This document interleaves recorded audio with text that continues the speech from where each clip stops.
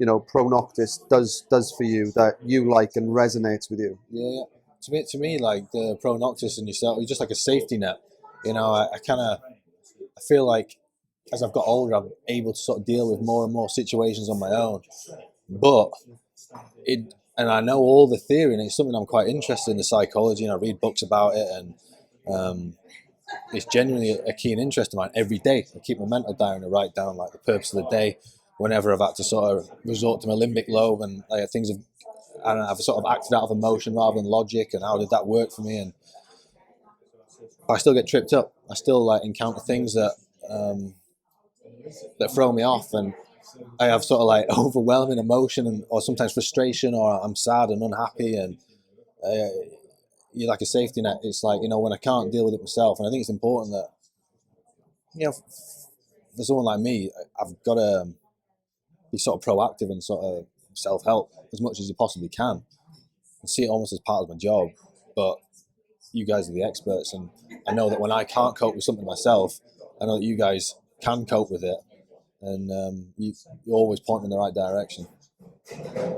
Is it good to have somebody outside of the BC bubble as well? In terms, because obviously that's, you know, is there a perk to that?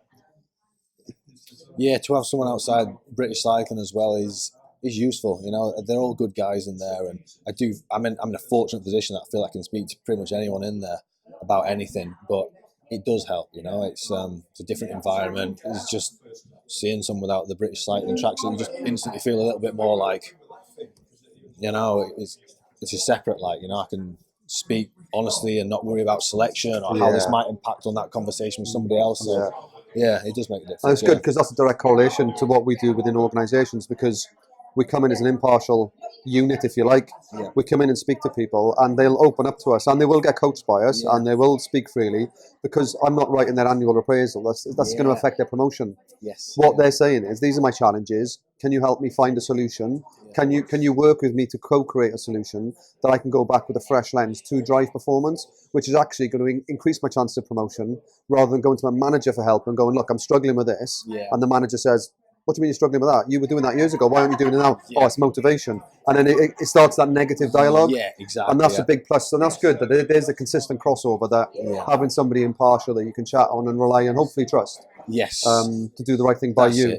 By you, not us. Exactly. I mean, in an ideal world, it wouldn't impact on anything like selection or anything like that. But, I mean... It can play on your mind though, couldn't it? Of course it can. Should I have that conversation with that person now, or should I just keep it to myself? Or I mean, imagine having a conversation with a head coach about, you feel like you're not coping with this type of trainer, something like that, or you feel like you